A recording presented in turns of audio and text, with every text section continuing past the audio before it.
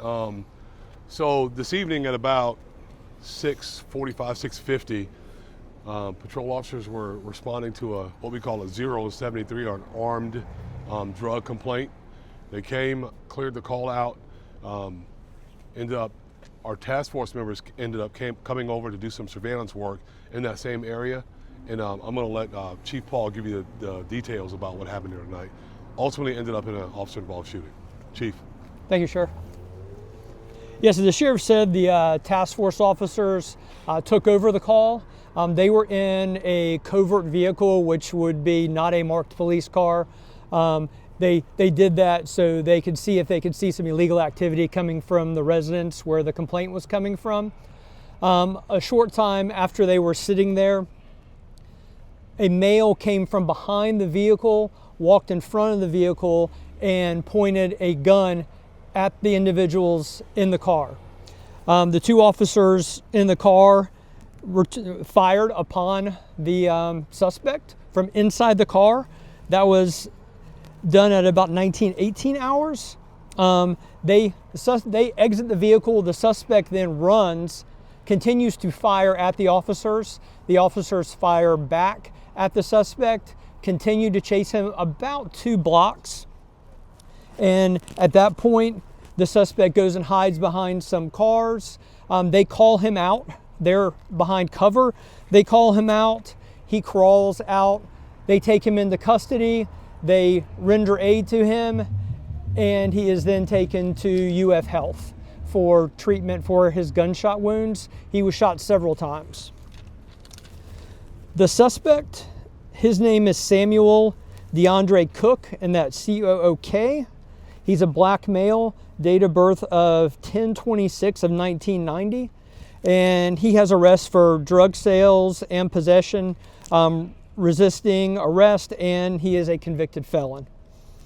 The officers involved in the shooting are R. Mills, M-I-L-L-S, ID of 76980. It is Officer Mills' first OIS, and he's been with the department for 9 years. The second officer is Officer S. Lyons, L-Y-O-N-S. His ID number is 84992. His second officer-involved shooting, and he has been with the Sheriff's Office for approximately 4 years. This is officer-involved shooting number 3 for the year, and the State Attorney's Office is on scene, and they are conducting their independent investigation. Any questions? Sir, do we know what would cause this suspect to point a gun at officers and start a shootout? Well, that's a good question. He walked up to a car that was occupied, not knowing who was in it, and pointed a gun at the individuals inside who happened to be police officers.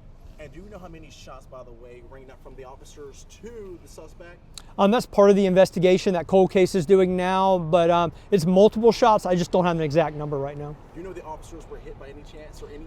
The officers were not hit. The officers are fine. Any buildings, any cars that were hit, sir, by the bullets? That's what cold case is also investigating, to see if there's any damage to any property around the area. And also, is the suspect injured by any chance? He has multiple gunshot wounds. He is injured at the hospital, and he's being treated at Shands. Does it seem like he was shooting like at the back windows, or was he specifically shooting at the officers in the car? He walked up to the front of the vehicle, pulled out a gun, pointed it at the windshield essentially, and the officer shot at him initially through the windshield. Then they exited the vehicle and started chasing him. He began shooting back at them again. They returned fire, and they had about, as I said, about a 2-block foot pursuit with him before they took him into custody. So they had no contact with him prior to him walking up to the front of the car? Correct. No contact. So his first shots were fired once he was running away? Running away from the officers, yes. Okay. Sheriff, I just want to ask you, 3 officer-involved shootings. I know we're about 2 weeks into the year. I don't know if you have any thoughts on that? Yeah, so a couple things. One, I'm glad the police officers are okay, which is the most important thing for us. 2, don't pull guns on police. Because all these cases, all these situations involve handgun or firearms. And when our police officers show up, we know that's a possibility. We don't want that happening. Don't pull guns on the police, you won't get shot. If you pull a gun, you don't have to shoot it first. If you pull a gun when the police comes up, you're going to get shot. That's just what's going to happen. And this is what's happening in these cases. These guys are pulling out guns, firearms. It's a dangerous world. We're not playing games here. This is not tiddlywinks. This is real life. When we are responding to calls and we're doing things that we're doing, police actions, if you show up with a handgun or any kind of firearm, there's going to be a shootout. You're going to get shot.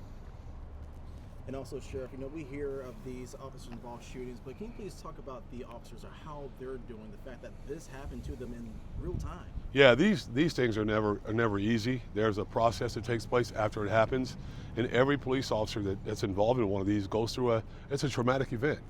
Their lives were in danger, or someone else's life was in danger, and when that happens, as you can imagine, it's a traumatic event for them. So they take administrative leave, they take time off, they see doctors before they come back to work. There's an entire process that takes place because, one, we're not sociopaths, we're not crazy people, we just want to serve our community. And that's what they're doing, and find themselves sometimes in very tough situations. And we know that's a possibility. We know that there's a possibility that this is going to happen, and we're just happy that these guys in this case and the other ones this year have gone home safely. And also, two more questions. Is this an area that's known to have shootings in the area? I mean, that's hard to tell. I mean, there's been shootings here, but there's shootings, unfortunately, in a lot of different places around town. We hope to continue to work to try to stop those shootings, and we're going to continue to try to do that. But, I mean, listen, we have them here, we have them in different parts of the city. And also, last question is that, do you know what type of gun that was identified for the suspect that he was using? What type of gun it was? I don't know that right offhand. It was a handgun. It was a handgun. That's all I can tell you, with an extended magazine in it. I know either of you can answer this. I know it was a drug complaint, but there were watch parties in the area. Just curious, could this be tied to any watch parties or any, Jags hangouts? Just a question. You don't know that. You don't get a chance to find that out. When you get a call, when you get a signal, 0 means armed, 73 means drugs. So that was the initial call that we got. They didn't find anything when they got here initially. The task force came in, started doing some surveillance to see if we could find out what was going on, and then it unfolded the way that it did. So was there any indication that the suspect knew that they were officers? I know you mentioned it was an undercover vehicle. Were they wearing like undercover clothing as well? There's no indication. We don't know that. That's part of the investigative process. But I don't think anyone should walk up to a car and point a gun inside the vehicle. When you do that, you're putting yourself at grave danger, or you're putting yourself in a situation where, if it is the police or anyone else for that matter, this is America. Citizens have the right to bear arms, and you might pull a gun on a citizen and get shot for doing that. It's a reasonable reaction, and that's what people are gonna do. And yeah, it's just not a wise thing to do, whether you know it's the police or not. Thank you, Sheriff. All right, thank y'all. Sheriff. Thank you.